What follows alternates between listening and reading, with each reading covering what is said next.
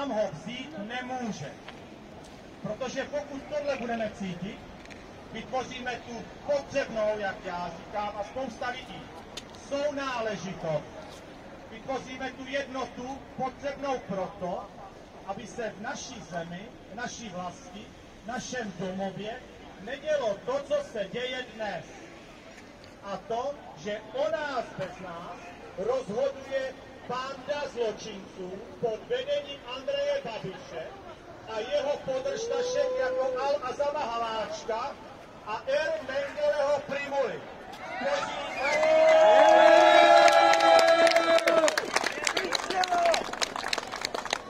Tito lidé, tato zločinecká organizace jménem Vláda České republiky, jak říkám, pod vedením zločince, dnes už zločince, Andreje Babiše,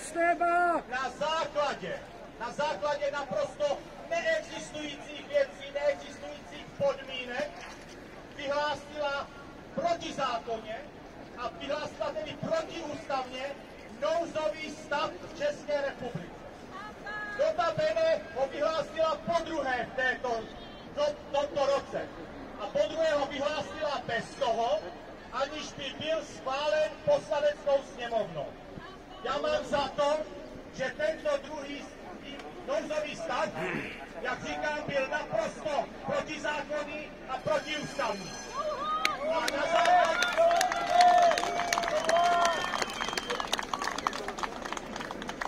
A tím pádem všechny jejich nařízení, omezení jsou nelegitimní, jsou nezákonná, jsou protiústavní. A já je nebudu respektovat z jednoho prostého důvodu, protože existuje tady článek. Sakra? Ne, to není sakra. Ten článek je z listiny základních práv a svobod. A jestliže někdo...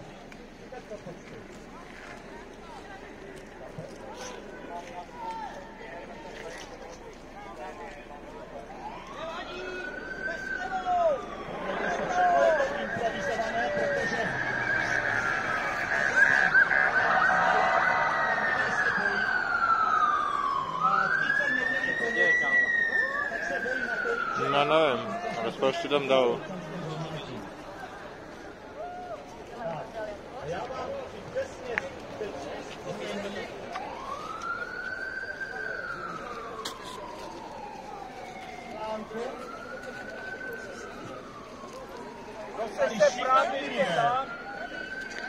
Takže, vážení přátelé, dobře poslouchejte, aby mě zajímalo,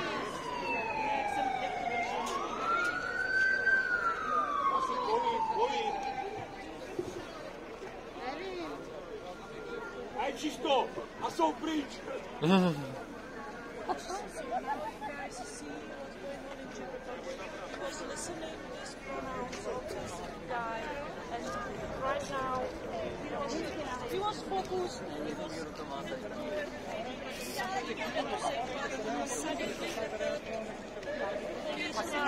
prostě, když to stojí za to, tak to stojí za to.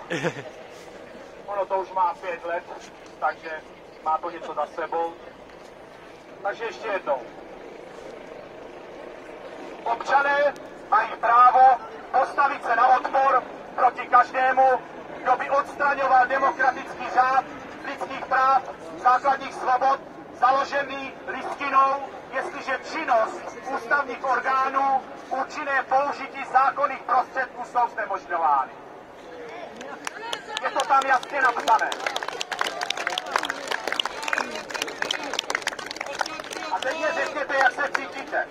Cítíte se být občany podporu? Ne. Slova nahlas. Výborně, takže my máme právo být občany podporu a tím pádem máme právo nerespektovat nezákonné protiústavní nařízení vlády České republiky. Máme na to právo, nikdo nás k tomu nemůže nutit.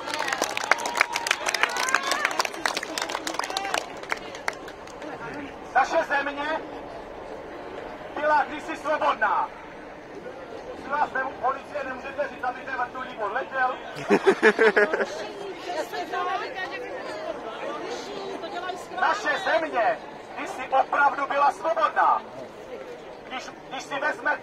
Já jsem 70. ročník. Spousty z vás jste mého věku. A my máme oproti té mladší generaci jednu velikou výhodu. A ta výhoda je srovnání. Ano, ta doba nebyla. Prosím tě, buď tak hodnej, nech toho, jo?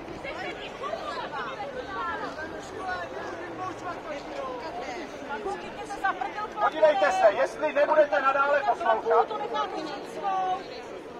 Já už jsem mu chtěla dát trošku ženská, tak ho můžete odsaď na to.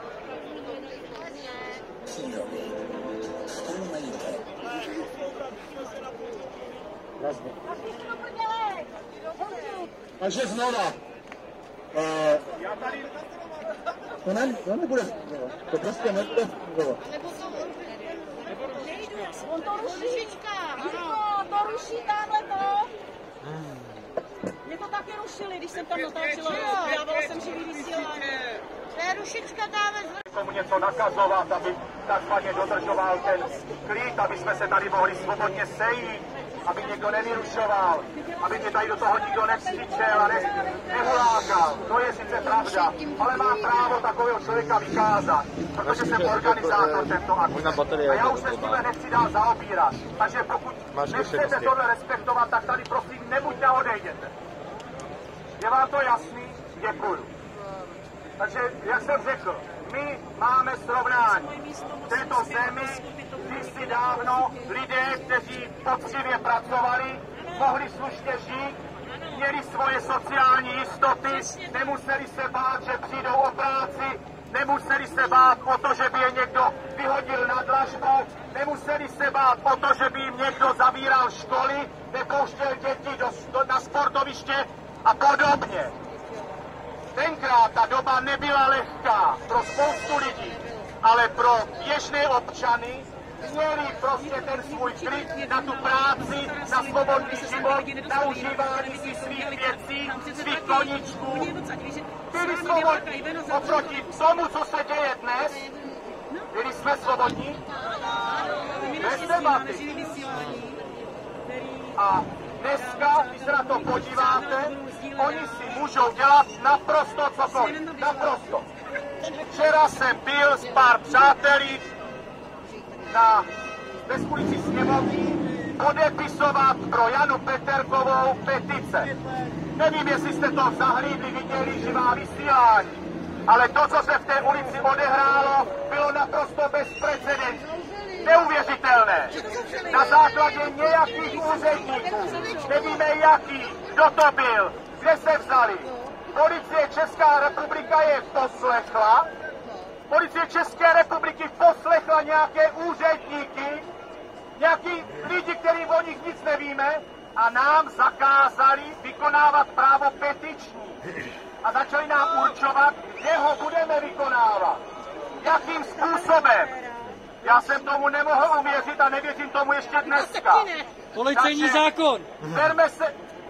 Bavme se o tom, kde je ta svoboda a kde je ta demokracie. O tomhle se bavme. Není a nikdy nebyla. 30 let, vážení přátelé, občané této země, nebo spíš lidé České republiky.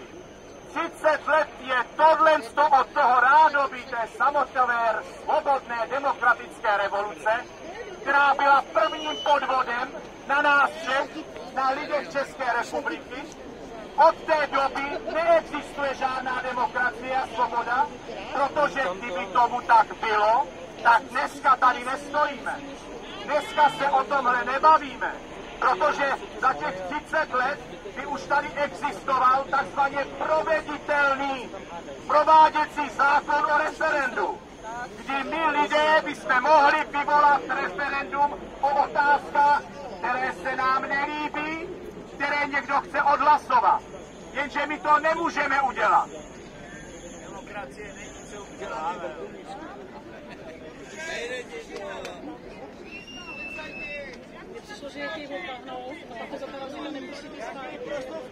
Nenosím ji na veřejnosti a nebudu nosit na veřejnosti.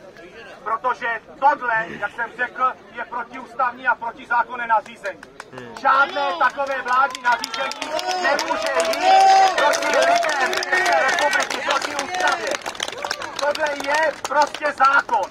Nemůže jít žádné vládní nařízení proti ústavě, proti ústavním právům, proti listině základních práv a svobod. Nemůže jít. Není možné, aby se opakovalo to, co předvedla česká policie včera ve Sněmovní ulici na základě rozhodnutí nějakého úředníka. Jo!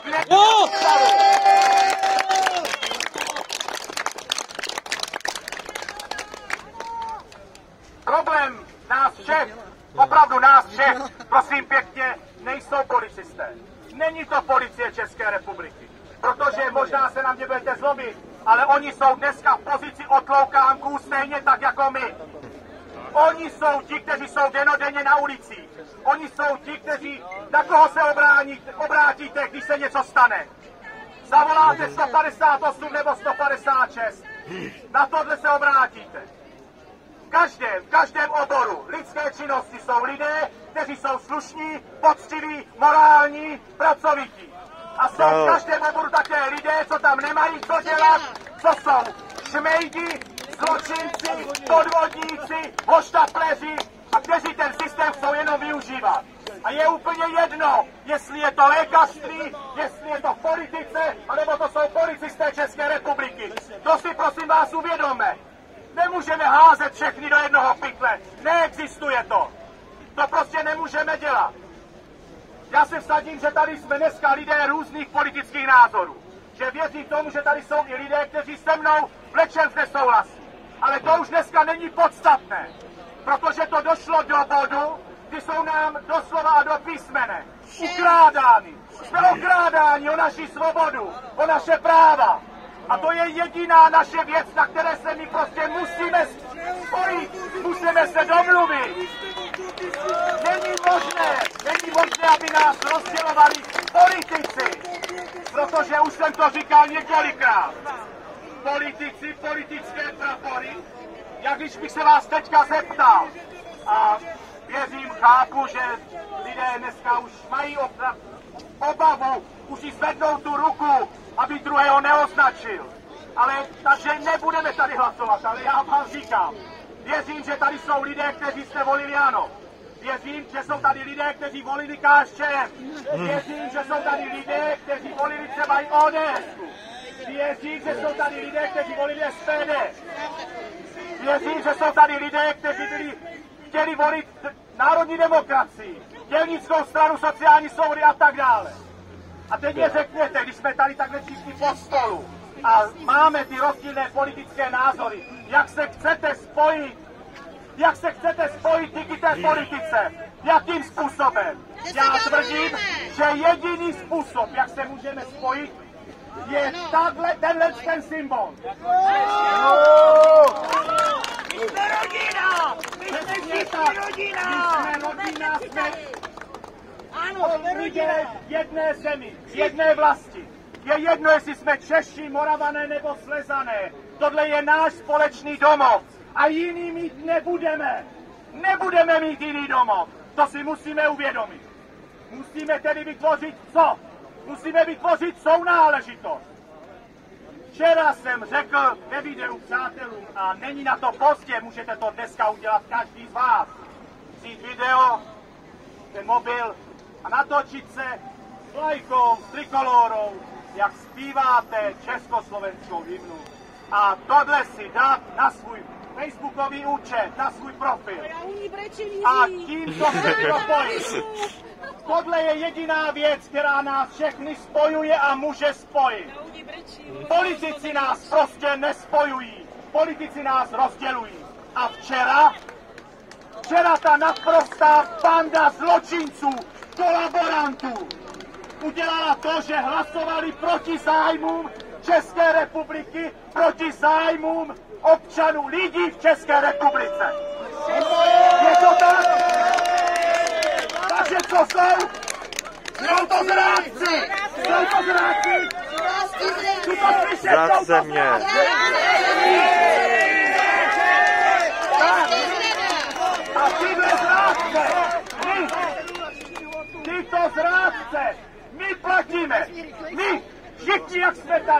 Platíte je pouze tím, že jdete do obchodu, že si nakoupíte. Platíte je tím, že zaplatíte nájem. Platíte je tím, že koupíte na benzínce benzín. Platíte je vším ve svém životě. A co z toho máme? Máme z toho totalitu. Naprostou totalitu, bandu 200 kolaborantů, zrádců. Já bych použil slova, který nechci použít. A teďka, přátelé, znova, co s tím provedeme? Přece nemůžeme tomuhle neústavičně přihlížet. Věříte tomu, že dneska, že tahle banda to dovede do příštích voleb? Co když to prodloužíte nouzový stav znova? A zase, co s tím uděláme? To mě vysvětlete. Takže my se musíme sjednotit, musíme se spojit. Není možné, aby sem přišlo zhruba ta 100 lidí. To není možné. Při tady té 100 lidí nemáme šanci, nemáme tu potřebnou sílu. Já nechci násilí. Opravdu nechci násilí, protože to násilí nedopadne pro nikoho dobře. Já, co bych byl rád, je to, aby jsme na ty politiky začali působit nátlakem. A to je tou silou počtu nás lidí. Musíme si uvědomit, že jich tam sedí počet 200 lidí. 200 lidí. A tento národ Moravanů, Čechů a Slezanů má 10 milionů lidí. Jak je možné, že 10 milionů lidí poslouchá 200 lidí? To je divný. 200 lidí! Ale podívej se, jak je znám. Protože vyhrožujou. Podívej se, ten strach. Takže 200 lidí řídí naše životy. 200 lidí ovlivňují v této zemi naprosto vše, co se nás dotýká. A dnes těhle 200 lidí může za to, pod vedením, jak říkám, zločince Andreje Babiše, pod zločincem Ermengely Primule, pod zločincem Al-Azama Hamáčka, umírají dneska naši rodiče a prarodiče. Umírají protože je vystrašili naprosto panické hrůze. Umírají proto, že nechtěli teď odopustit svoje domovy. Dokonce dnes už se bojí, se vsadím, otevřít okno, aby si vyvětrali. Tento strach naprosto neodůvodnitelný, na základě podvodných čísel, podvodných zpráv, mediálních lží, vyvolala zločinecká organizace pod vedením Andreje Babiše, vláda České republiky. No.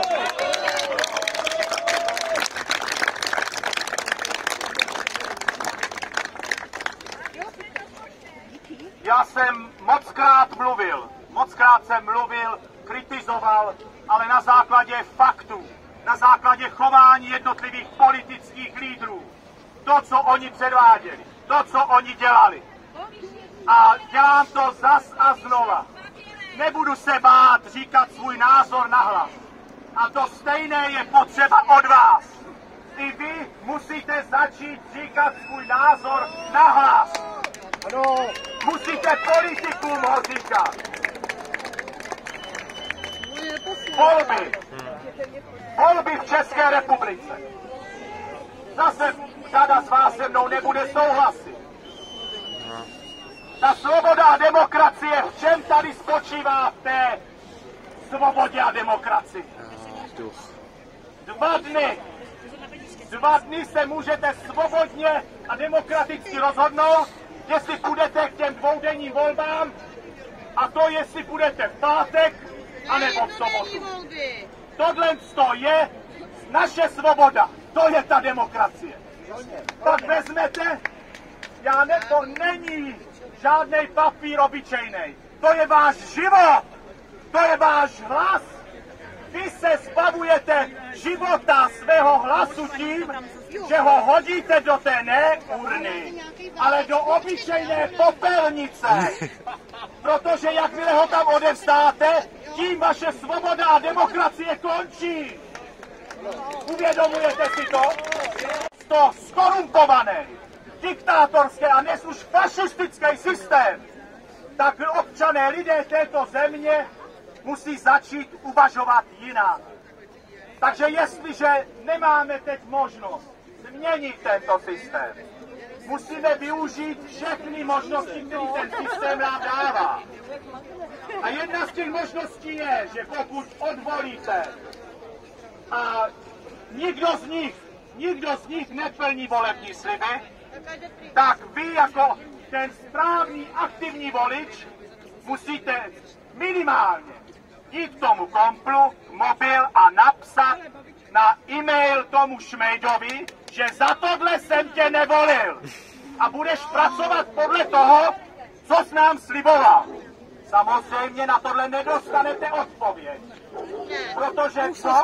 Protože jim je to jedno. Oni se chovají jako nadlidi. Oni si myslí, že jsou polobohové.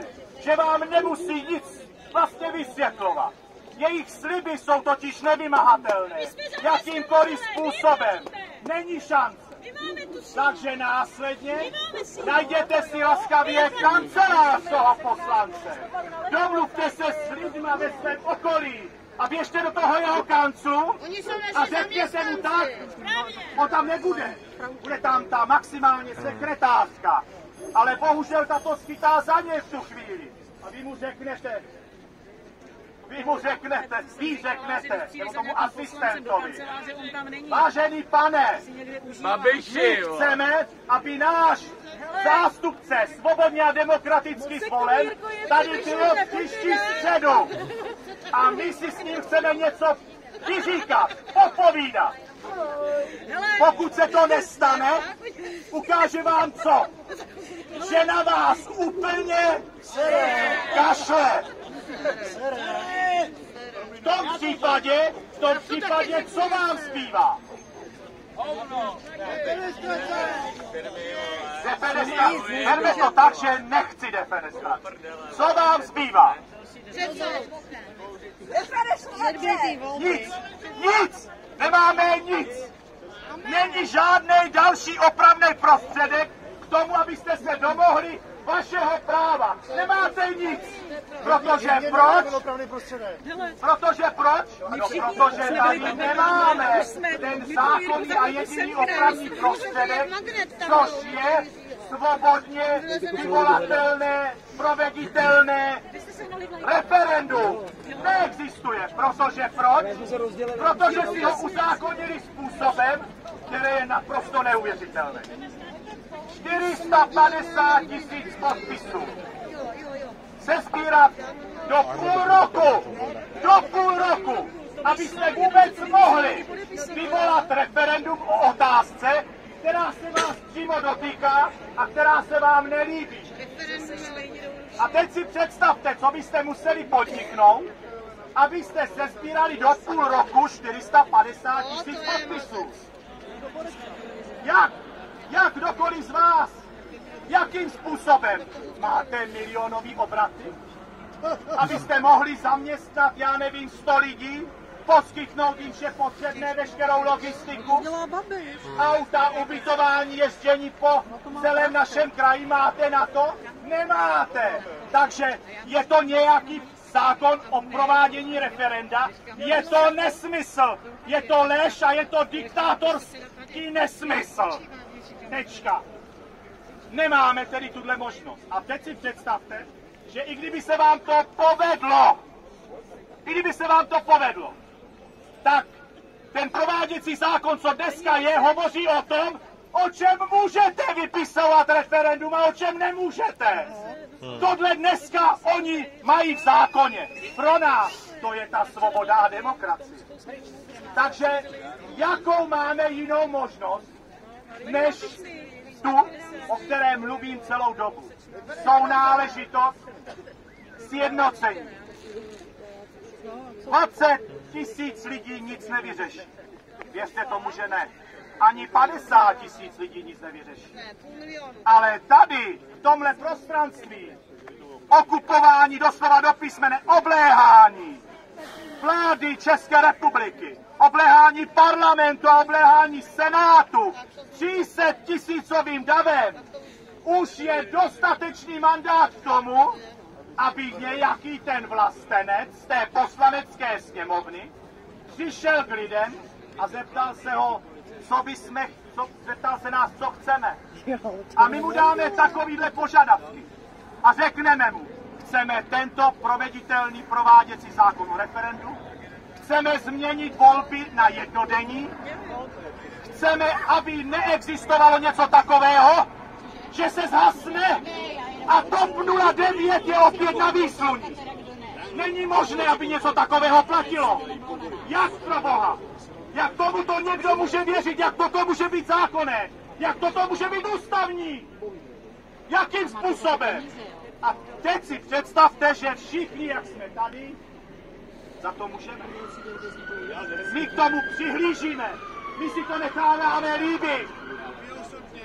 I já za to můžu. Ano, i já za to můžu, protože 2015 jsem byl naprosto do toho roku naprosto tupá ovce, která přečvíkávala kraviny z České televize, věřila ve svátost pana Havla, věřil jsem ve spravedlnost na to. Ano, takovej jsem byl hlupák. To jsme byli ale všichni. Probudil jsem se, otevřel jsem svoji mysl, otevřel jsem oči, otevřel jsem svoje srdce této zemi, vám všem této vlasti, protože předtím jsem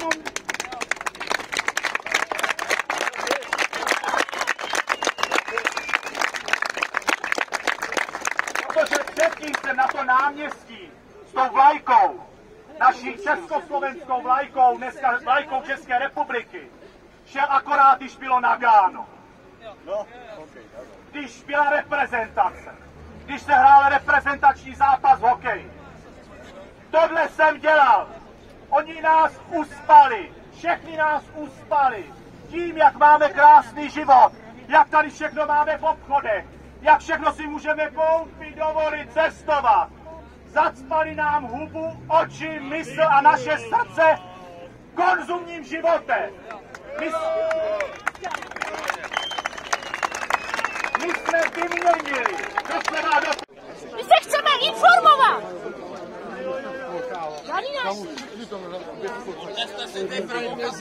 Takže znova, já tady nestačím žádný zbytečný provokace. Jasný? Souhlasíme. Protože to, co vyvádíte, není rozumné. Ničemu to neprospěje a nám to nepomůže. Akorát zničíte to, že o čem se tady bavíme a proč jsme tady. Já prostě dneska říkám, já nestojím o provokace. Nechci žádné násilí. Nemá to význam.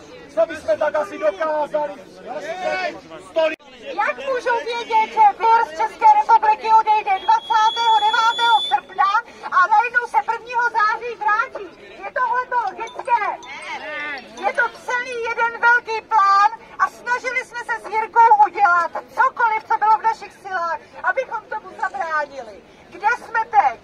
Vznik Československa byl proces, který vedl k tomu ustanovení samostatného československého státu. Československo bylo vyhlášeno 28. října 1918. Přátelé, ptám se vás, máme dnes to slavit? Ne. Máme dnes to slavit? Kdyby tady byl Tomáš Garrigue Masaryk a představitelé první republiky a viděli tuto zemi, Českou republiku, ve stavu, v jakém je dnes, co by tomu asi řekli? Podívejme se tamhle na to místo, kdo tam vládne, co to je za lidi, jakým způsobem spravují Českou zemi. Máme vůbec důvod slavit dnes vznik Československa. Děti nechodí do školy. Základní školy jsou zavřené. Od zítřka, nebo možná už od dneška, začíná stanné právo. Nebudeme moc vycházet. Jedna restaurace za druhou krachuje. Všichni brigádníci jsou propuštěni. Celý cestovní ruch se hroutí. Majitelům domů nikdo neplatí nájem, protože nemá z čeho. Z tohoto důvodu nemohou spravovat už ani tyto objekty. Jak dlouho tohle ještě můžeme vydržet? Jak dlouho tohle ještě můžeme vydržet? Jak dlouho bude ještě český národ mlčet a přihlížet tomu bezpráví, které se šíří Českou republikou? Bylo toho dost! Bylo toho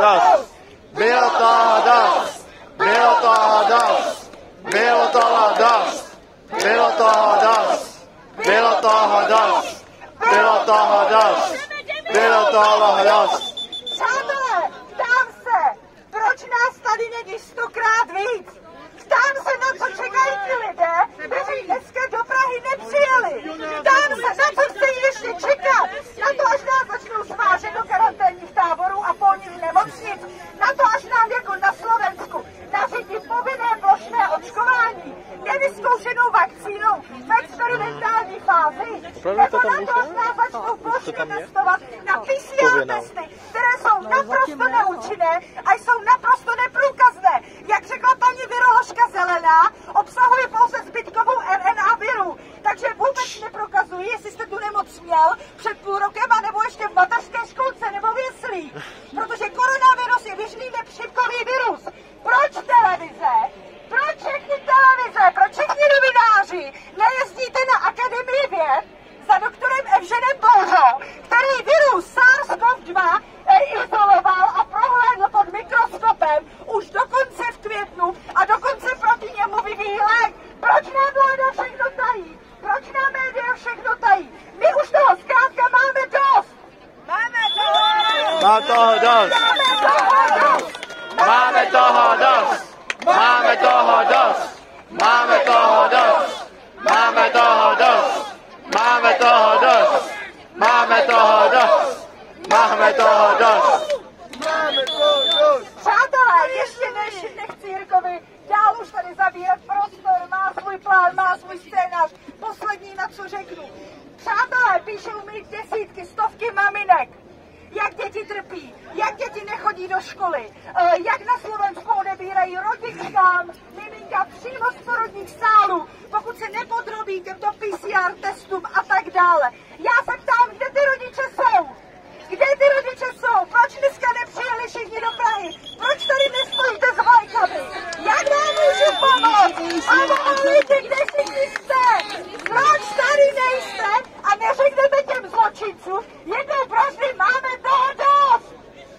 Demisi! Demisi! Demisi! Demisi! Demisi! Demisi! Demisi! Demisi! Demisi! Demisi! Demisi! Strašně moc děkuju Jirkovi, že mi dovolil vystoupit zde a mám velkou trpělivost, že to zvládnu i s takovou ženskou, jako jsem já, a vám se hluboce skláním a prosím vás, až se vrátíte domů, abyste v městech a vesnicích všem lidem říkali, že dokud nevyjdou do ulic, tak se nic nezmění, protože ze strachu lidí vyjít a přijít sem, oni běží a ty zločinecké nezákonné věci, které dělají, budou dál pokračovat. Děkuji vám, že jste přišli. Jste stateční. Děkujeme.